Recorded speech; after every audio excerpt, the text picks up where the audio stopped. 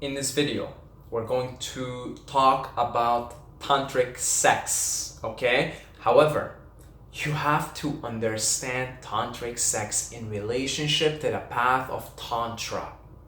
If you don't understand it in relationship to the path of Tantra, you miss the point.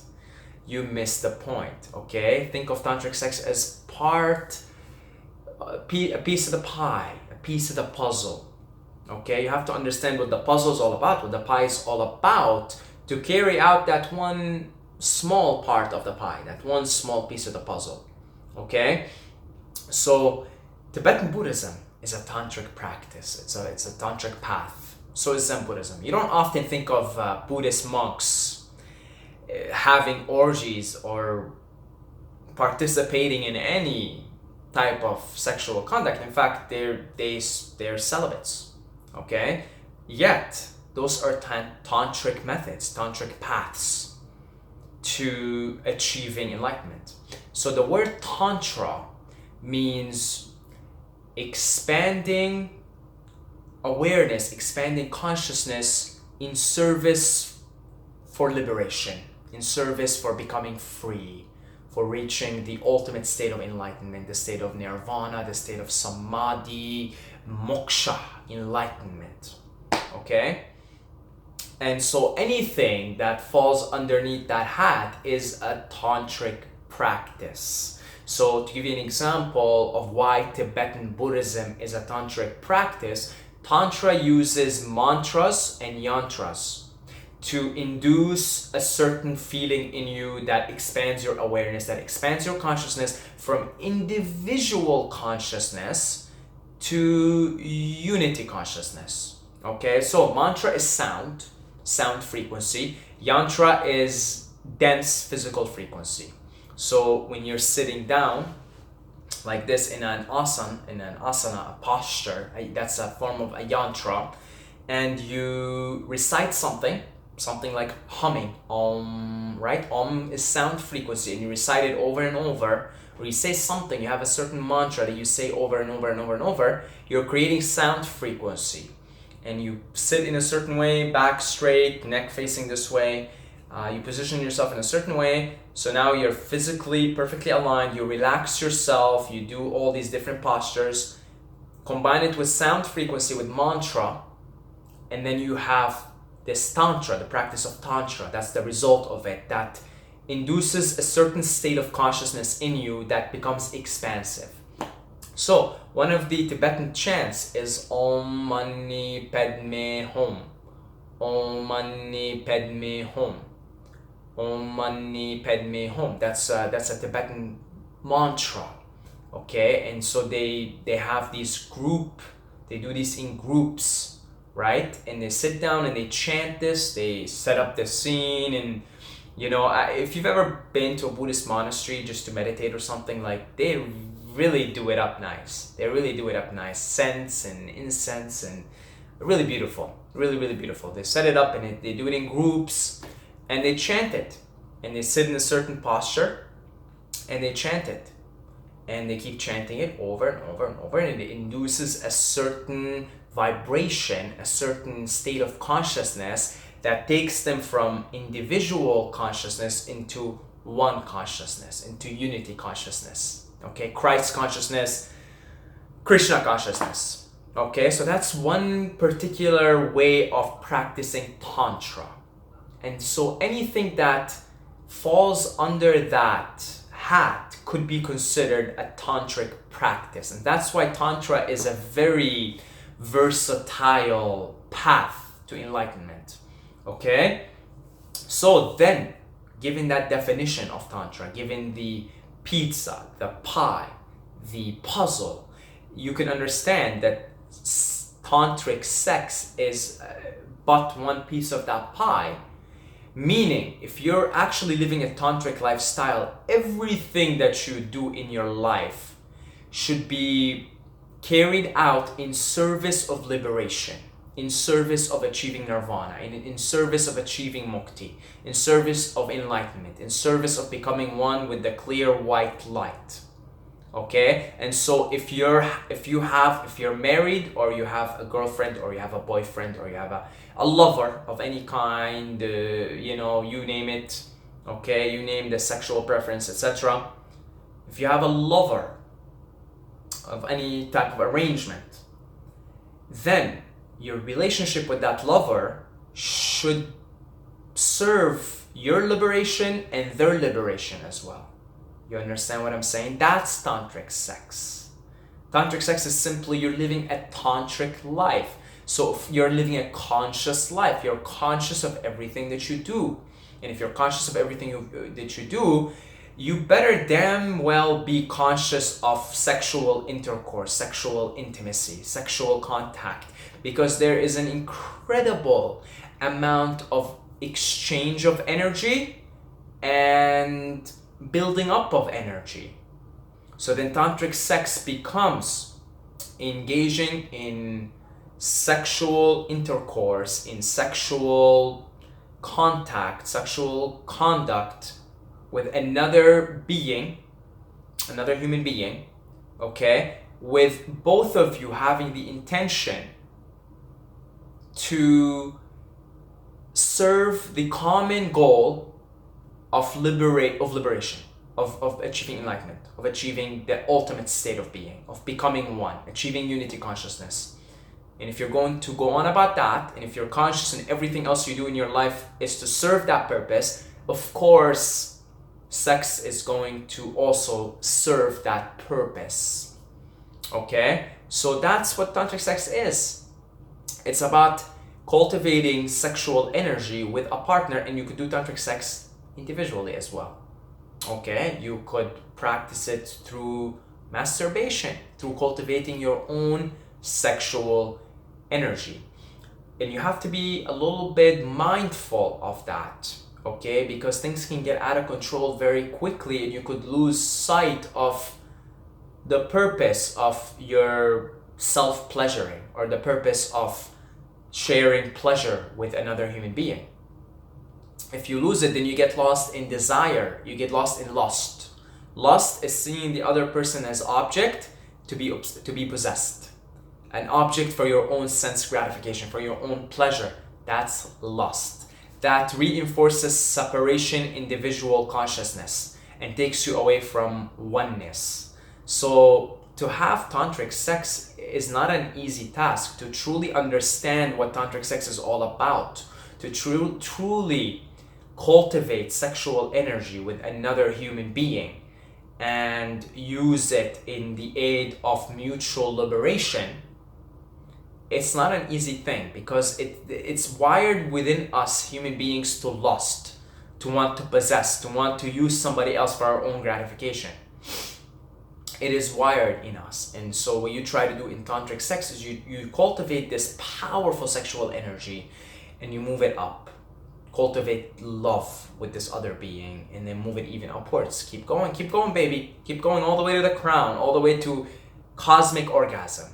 You're trying to have a cosmic orgasm, and in Tantra, you don't spill your seed. As a man, you don't spill your seed.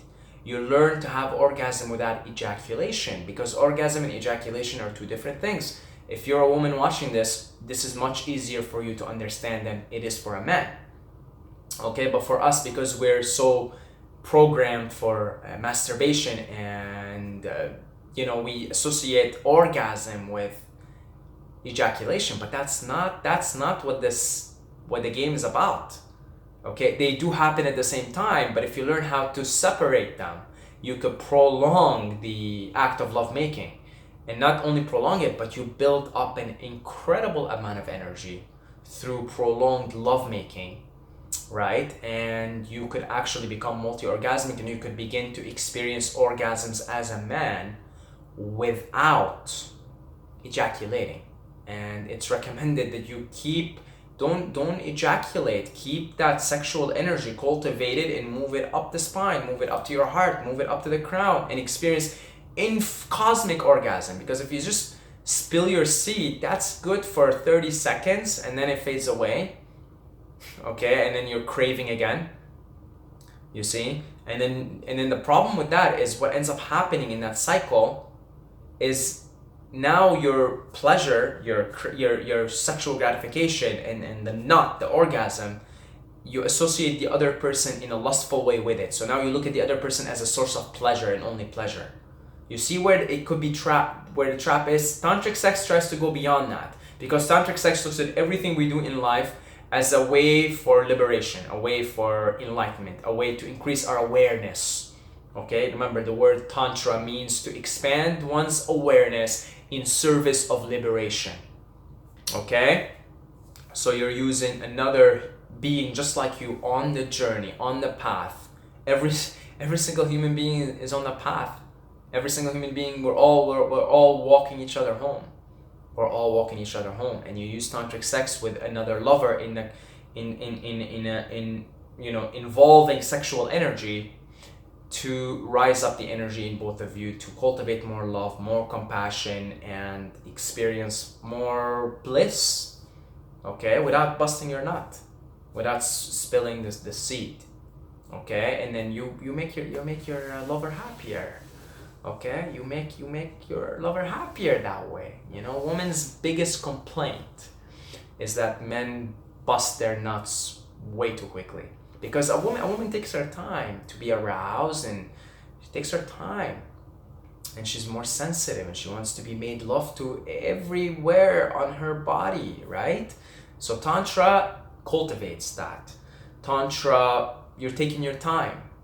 You take your time with everything. You know, tantric sex often starts with both of you in the lotus position, right? Facing one another, and there's a great emphasis on eye contact, because you're able to look into each other's soul that way. So then you that way, by looking into one's eyes, the eyes are the window to the soul. So with making eye contact, you're looking into you're basically looking into yourself. Really, that's the shared awareness, the one consciousness is in the eyes. Look into people's eyes, you'll see yourself. Okay, so when you do that, then you go beyond the lust, and you go into the love, because the soul, in the soul realm, it's all about love. The soul love itself in this other manifestation, so it's all about the love. So there's great cultivation on taking your time, making eye contact, and really taking your time making love. Okay, it's about, you could go for hours having tantric sex, hours, right? So if you keep in mind the point of tantric sex, then you're good. Then proceed. Now it's very important to make it clear, it is not necessary to have tantric sex to go to God, to become one with the light. You know, tantric sex is a nice thing. If you've got a partner, somebody you can trust, you're comfortable with, they can trust you, they're comfortable with you, they're on the same journey, they're also sharing the same awareness, they're also conscious beings, they're understanding of what's happening and what the point of life is, then it's a good idea to engage in tantric sex. But you do not need a partner to do tantric sex. You could cultivate this energy, and in fact, if you have a partner, or you're gonna have a partner, or you're planning on having a partner, or you might have a partner, you could start practicing on your own by arousing yourself, by pleasing yourself, by arousing the energy in you, right? And if you're a man watching this, you arouse the energy, you come to about 80% of when you're about to bust your nut, okay?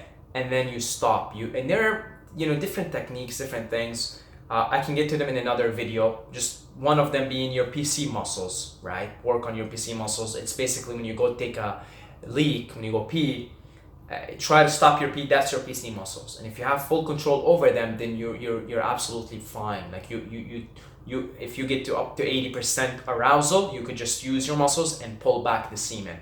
Okay? But I can make more the technical how-to in other videos. I just want to get the basic premise of it across, the basic point of it across, right? You do not need to have a partner. You don't even need tantric sex. Okay, you don't need it. You don't really need it. You could get to God, you could get to the light via many other means.